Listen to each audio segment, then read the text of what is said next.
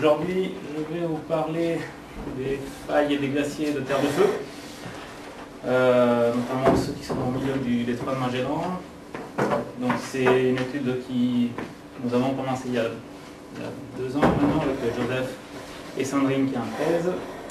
Donc pour les analyses approfondies, je laisserai en parler Sandrine dans 1 an et demi. Avant. Ou avant. Là, je fais un panorama de ce qu'on a là-bas, pourquoi on y va et qu'est-ce qu'on peut y faire. Alors, le détroit Magellan, c'est une partie très peu connue, explorée et quasiment inhabitée de la Terre de Feu. Donc, on est tout au fond du continent américain, Amérique du Sud. Et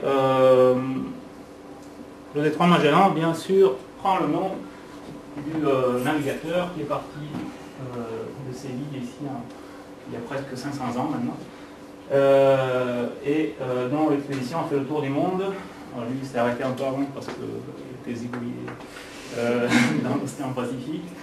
Mais en tout cas, il a bien traversé son détroit, ici, qui délimite la Terre de Feu du reste de la Patagonie. Donc, la Terre de Feu, c'est une île qui est déconnectée du continent par ce détroit. Et donc, ça, c'est le passage de Magellan autour de novembre 1520 dans ce coin-là. Alors, pourquoi aller jusque là-bas? Puisque ça coûte cher, c'est loin et il n'y a personne. Alors, la question que nous nous posons, en tout cas que moi je me pose, c'est l'influence des glaciers sur la tectonique. Alors, l'avantage de l'Amérique du Sud, c'est que on a des grands glaciers, un peu comme ici, un peu comme dans d'autres chaînes du monde. L'avantage, c'est que ces glaciers ont laissé des empreintes morphologiques très claires, qui ne sont pas perturbées par l'action des hommes et très peu par l'érosion. Et donc aujourd'hui, ce qui reste, c'est bien sûr que les petites régions de bleu, mais la région en blanc, c'est ce que couvraient les glaciers à l'époque de la dernière glaciation, la même qu'on a vécu dans les Alpes. Alors ça, c'est un paysage vu d'avion par Joseph des glaciers de Patagonie. Si on prend une vue des Alpes, vous voyez que ça ressemble assez à la même morphologie en termes de taille des vallées glaciaires, relief. Et si on met les Alpes à la même échelle que l'Amérique du Sud, vous voyez que la taille de cette chaîne n'est pas ridicule par rapport à celle des Andes. Il y a des retardataires, pardon.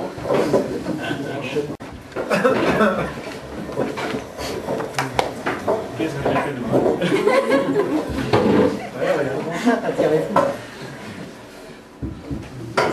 Je reviens un peu en arrière.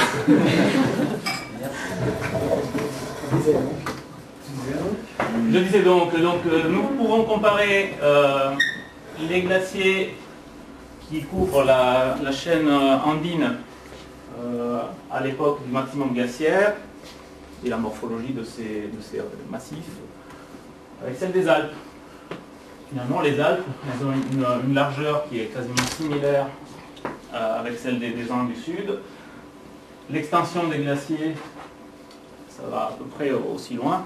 Donc c'est des objets de taille comparable en termes de glace, de volume de glace à cet endroit-là. Ce qui est un peu différent, c'est les failles. Quand on est dans les Alpes, c'est difficile de trouver des failles qui dépassent les quelques dizaines de kilomètres. On parle de failles actives. Si on prend les failles actives d'Amérique du Sud, on a une zone de subduction qui fait des milliers de kilomètres de long. Et puis ici, là où on va travailler nous, on a une grande faille décrochante, qui est la faille dite de Magellan-Fagnano, qui est le lac qui suit la faille ici, et qui donc peut faire beaucoup plus gros séismes, et c'est des failles qui vont à une vitesse beaucoup plus supérieure à celle des failles alpines. Donc la comparaison entre le continent américain et les Alpes, ça se fera sur la base de ces données. Alors, quelle est déjà l'influence des glaciers sur la tectonique? Alors, tout le monde connaît la théorie du rebond glacio-isostatique. C'est-à-dire qu'on met un paquet de glaciers sur une région, ça peut être la Scandinavie, l'Amérique ou les Alpes, et le poids de ces glaciers fait abaisser la croûte. Okay, donc là, c'est la masse de glace au cours de la dernière glaciation. Quand on met plus de glace, il y a un temps de latence, mais en gros, la croûte s'affaisse. On enlève la glace, bien sûr, la croûte rebondit, et donc remonte, comme elle est en train de faire aujourd'hui ici, mais vous voyez qu'on n'est pas encore arrivé au niveau initial avant l'affaissement. Donc notamment la Scandinavie, elle est en train de se soulever à près de 1 cm par an dans les régions qui ont subi le plus d'affaissement. Alors ça c'est la géodynamique à l'échelle régionale, et puis à l'échelle locale, il peut y avoir des failles qui se produisent relatives à ce rebond.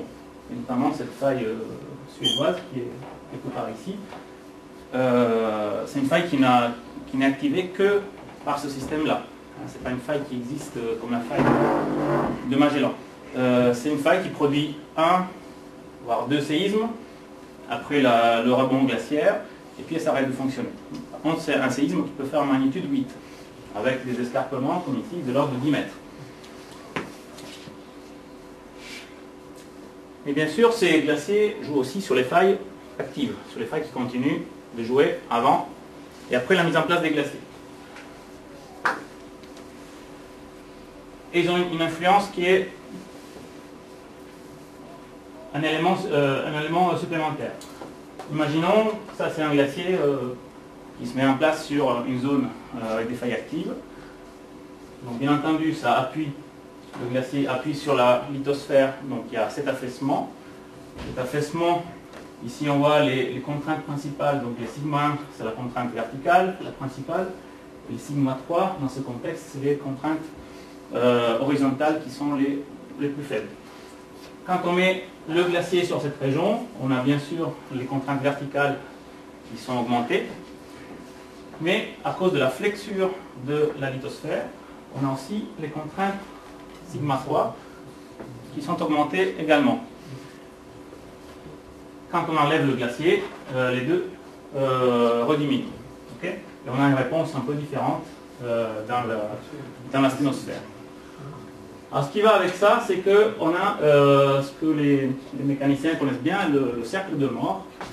Alors j'explique le cercle de Moore en 2 mots pour ceux qui ne sont pas trop familiers avec. En gros, le cercle, c'est un état de contrainte, la contrainte sigma 1 et la contrainte sigma 3.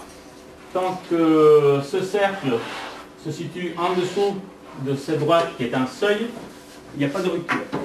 Dès que ce cercle touche la droite de la contrainte tangentielle, il peut y avoir rupture sur la faille. Donc en temps normal, s'il y a une faille active, c'est que ce cercle est proche de cet état de rupture. Quand on met le glacier dessus, on augmente la contrainte principale, mais on augmente encore plus sigma 3.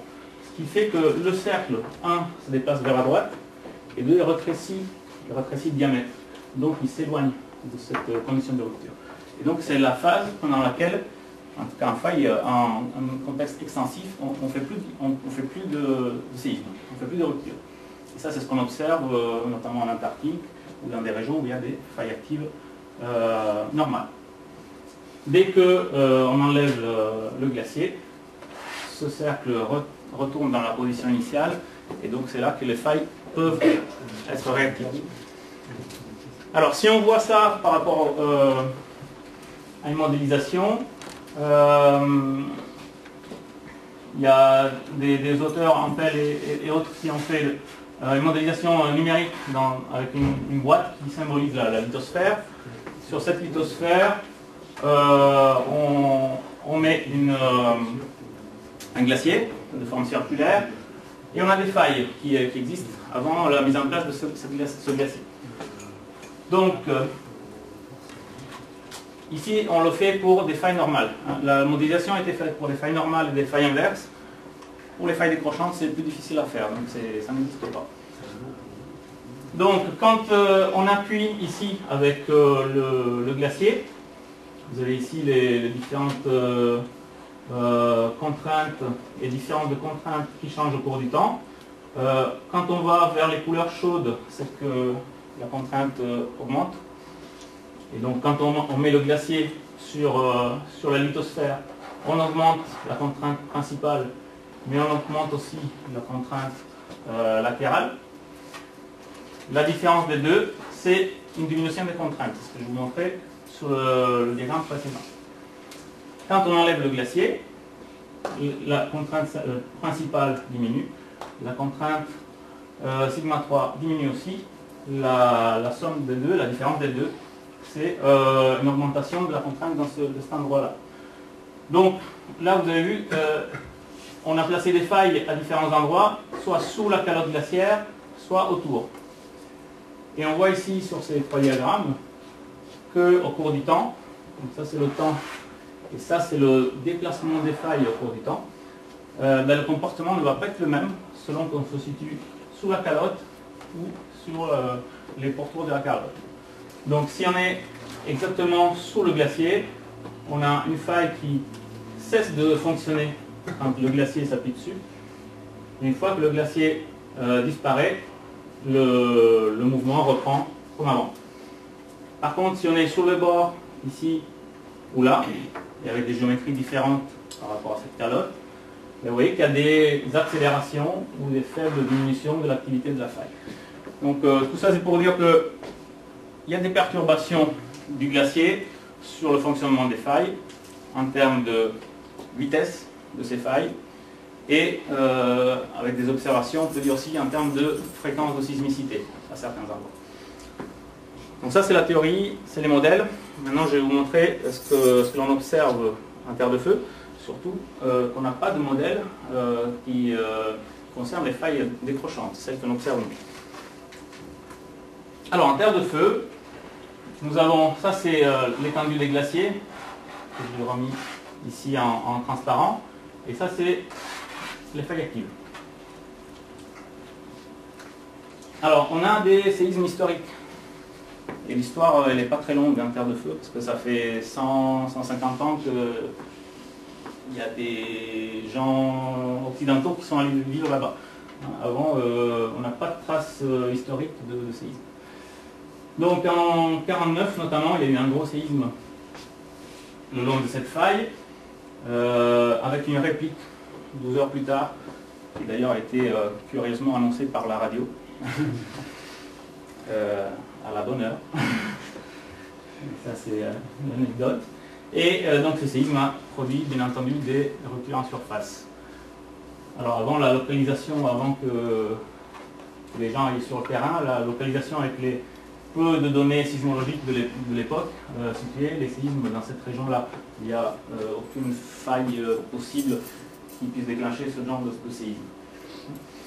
Donc on a un séisme ici, on a une grande faille qui longe toute cette région et on a des anciens glaciers qui étaient dans le coin. Si on regarde la géologie de cette même région, elle est assez complexe, il y a eu plein d'événements tectoniques dans l'histoire. Ce que je vais vous faire remarquer, c'est qu'il y a des ensembles structuraux qui sont parfois parallèles ou subparallèles à nos failles et au fluage principal des glaciers. Donc quand on regarde des morphologies sur le terrain, des fois il faut arriver à faire la différence entre ce qui est héritage structural, morphologique et tectonique. Alors on revient au voyage de Magellan. Donc lui, avec son bateau Victoria, il arrive dans cette région le 21 octobre 1520. Et c'est là qu'il commence à se diriger entre les terres. Donc dans cette région, vue du satellite, on peut déjà distinguer des morphologies glaciaires à grande échelle. Tous ces lobes que vous regardez là, ça se manifeste, ça se traduit par des moraines frontales qui ont barré la route aux bras de mer successifs, et puis donc, qui témoignent le passage des glaciers à ces endroits-là. Quand on regarde de plus près, dans cette région relativement plate, quand vous êtes là-dedans, c'est vraiment à perte de vue. On voyait quand même des petites clignations, on voit des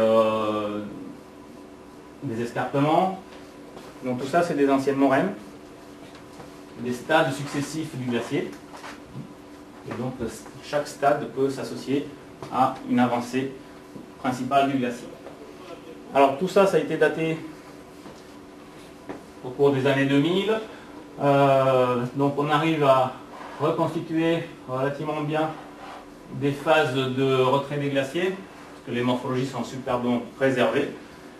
Et il y a plusieurs datations sur ces moraines, notamment par les monts cosmogéniques, comme le beryllium, sur des blocs erratiques, ou parfois avec le carbone 14 dans des tourbes et dans des lacs qui se sont mis en place derrière le glacier. Donc on arrive à reconstituer au moins 4 ou 5 stades. Le premier, il n'est pas bien daté, c'est plus vieux que 30 000 ans. Et ensuite, on a des contours assez précis de stades de retrait, avec ce stade B qui est autour de 24 000 ans, un autre stade un petit peu en retrait qui est à 21 000 ans, et le glacier il est encore dans ce coin-là jusqu'à 17 000 ans et demi.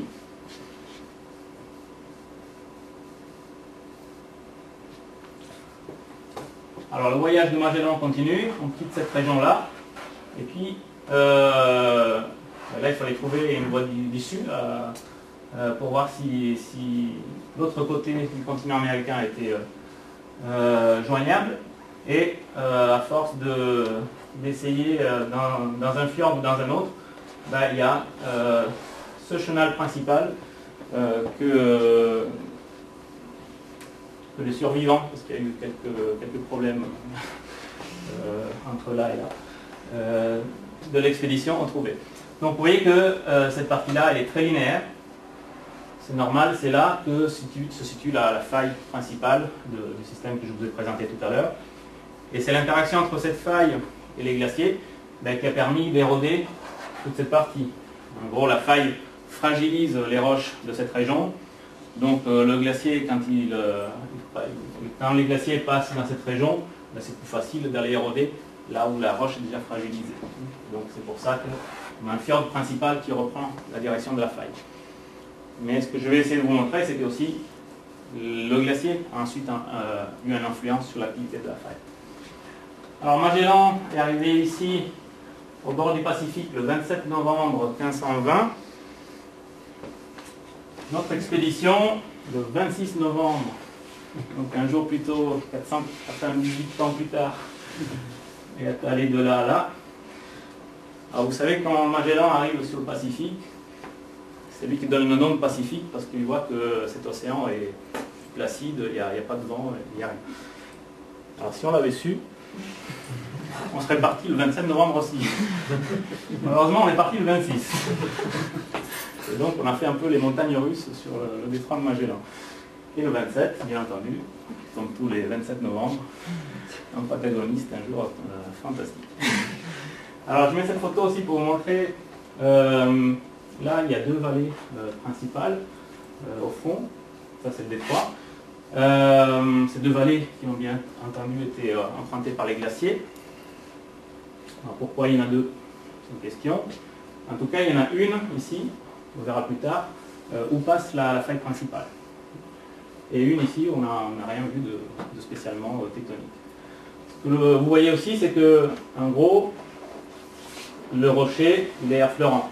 Donc ici, on est dans un contexte de verrou, on pourrait dire, et il n'y a pas 1000 mètres de sédiments sous nos pieds quand on est dans cette région. On peut voir aussi l'extension altitudinale des glaciers vers le haut. C'est-à-dire que sur une ligne qui est à environ à 600 mètres d'altitude, on voit la limite des roches moutonnées. C'est-à-dire que là, c'est tout bien poli au-dessus, ça ne l'est pas. On voit la limite des moraines latérales principales. Donc on arrive assez bien à fixer l'altitude des glaciers dans cette région. Et donc vous voyez que si on fait 600 mètres moins 0, ici le glacier ne dépassait pas les 600 mètres d'épaisseur.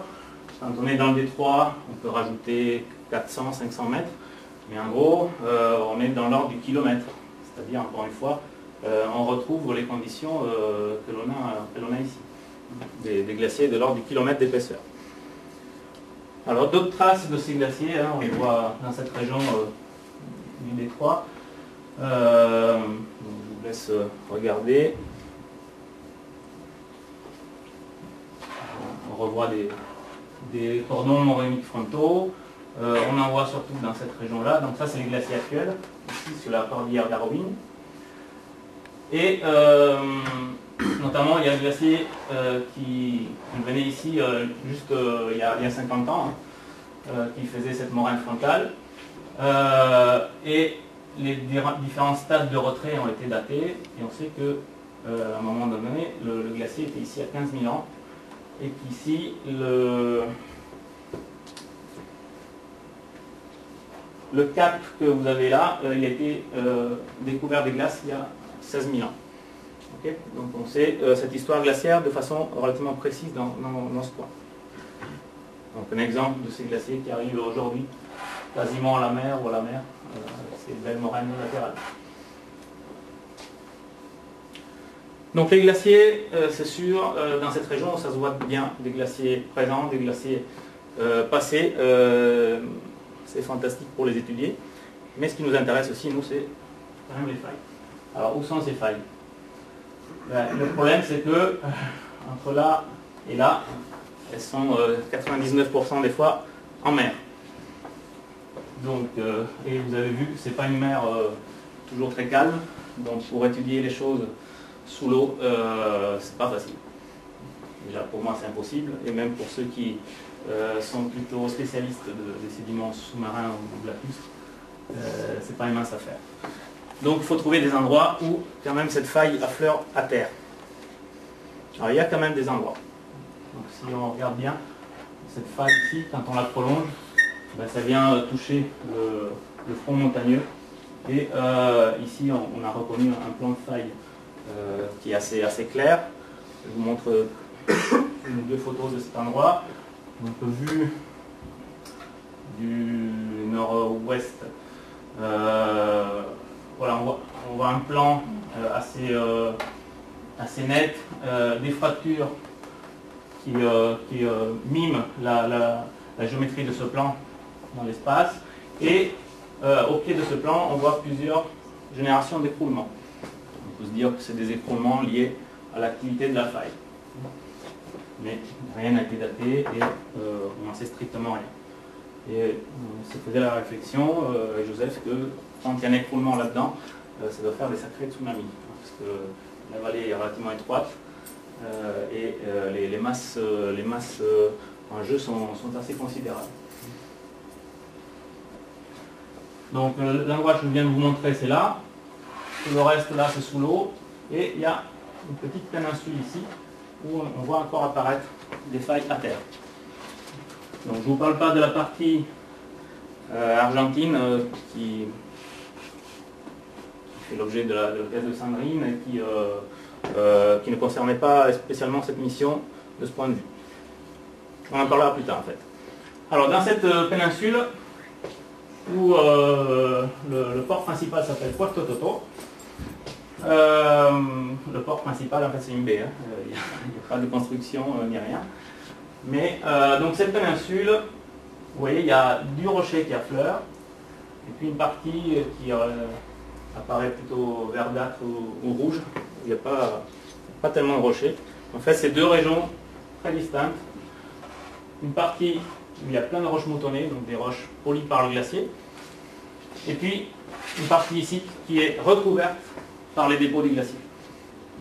On peut quasiment faire la différence entre les deux. Alors sur cette partie, vous avez peut-être vu déjà des linéations qui peuvent correspondre à ce que l'on cherche. Alors quand on regarde de plus près, le versant dont je viens de vous montrer l'étendue présente une faible pente, quelques degrés, et plein de petits ruisseaux qui sont soulignés ici par les arbres. Ce que vous voyez en vert, c'est les arbres. Le reste, c'est de la tourbe, souvent riche en eau et où c'est difficile de marcher. Là, par exemple, c'est de l'eau cristalline, et c'est souvent le cas. Donc tous ces petits ruisseaux, ils s'arrêtent sur une ligne, et celle-ci. Et alors que la pente continue après de la même façon vers la vallée. Et on est d'accord que quand un ruisseau coule sur cette pente, il est censé aller tout droit. C'est ce que font les ruisseaux, à peu près que vous voyez ici. Donc quand on voit des ruisseaux qui font un gros virage comme ça, on se dit qu'il y a quelque chose qui se passe. Et si vous voyez bien, là il y a un autre alignement de végétation qui marque un escarpement majeur, et c'est bien entendu notre faille. Donc ça, c'est la faille qui arrive d'Argentine, et donc ça c'est des marqueurs, c'est pas le seul, mais c'est le plus beau, qui marque le décalage progressif de cette rivière dans le sens senestre par la faille. Alors cette image, donc là il y a environ 250 mètres de décalage sur cette rivière. Ce cours d'eau me rappelle un autre signal qui est le signal géodésique. C'est-à-dire que ici, on n'est pas à la même échelle, mais en gros ici, on enregistre la déformation vraiment sous la zone de faille. C'est une déformation qui est de l'ordre de la centaine de mètres et qui va durer quelques milliers d'années, voire quelques dizaines de milliers d'années.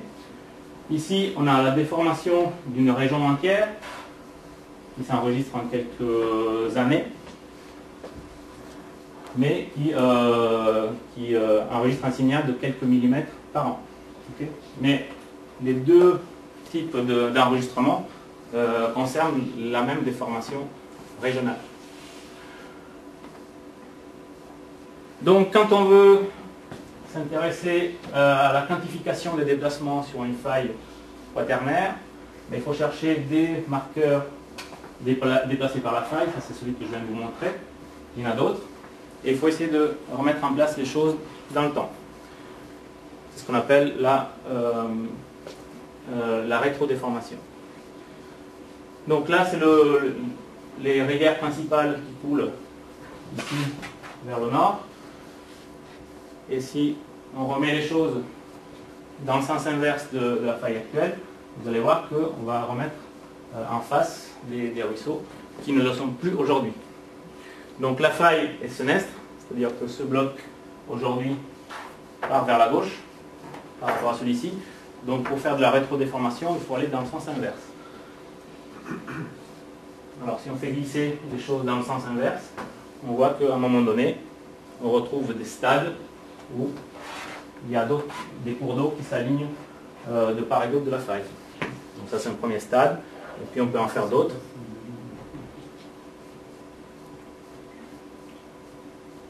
Et quand on arrive à un décalage de l'ordre de 250 mètres, on voit qu'il y a plein de marqueurs qui s'alignent, notamment notre grand marqueur qui est continu.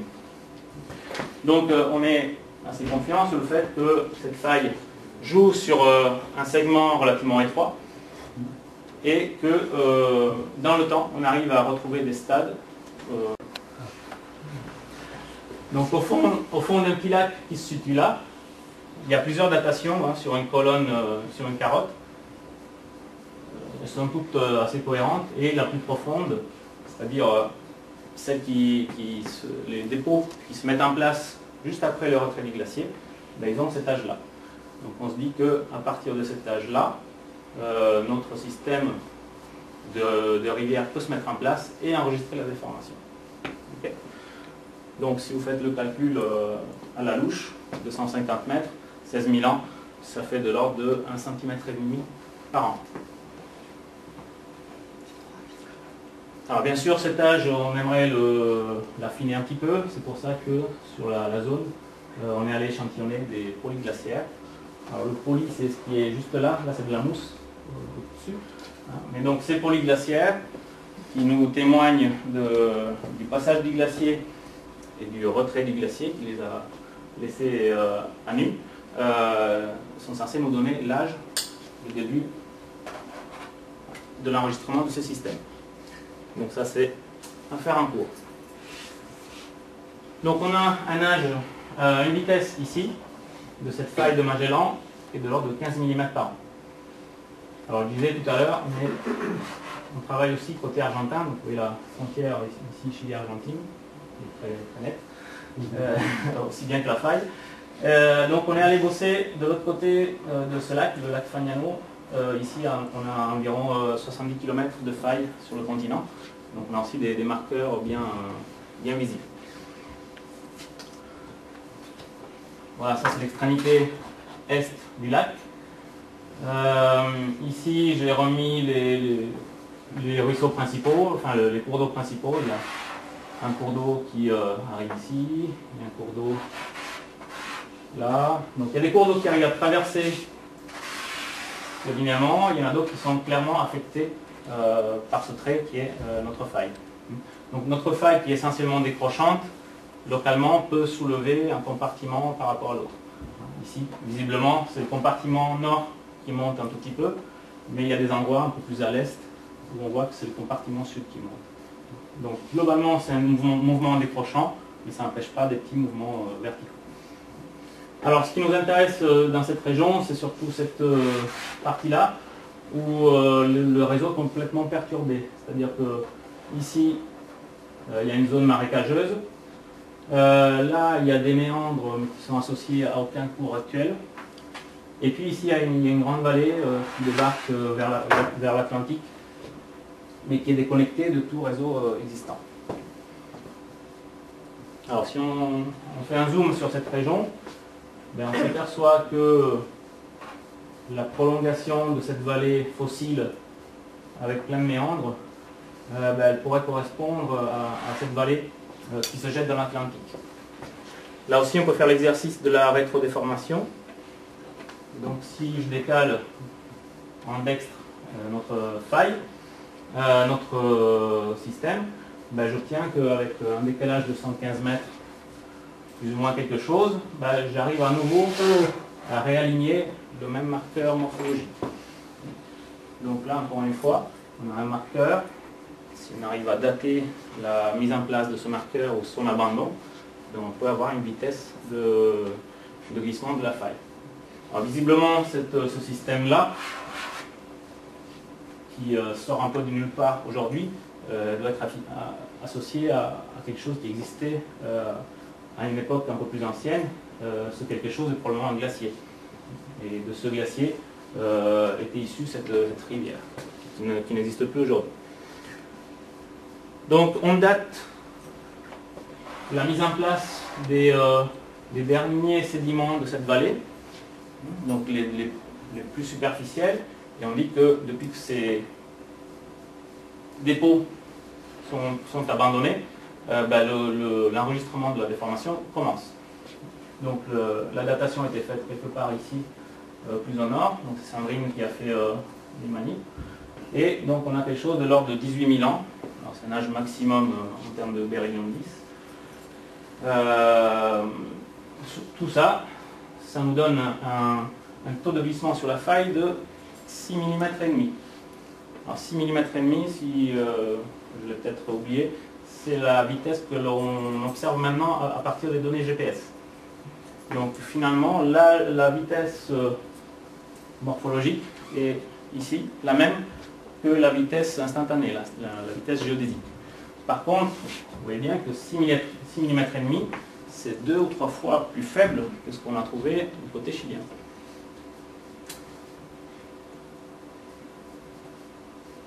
Donc maintenant, on a un point ici et un point là. Donc voilà, ça c'est la vitesse donnée par le GPS.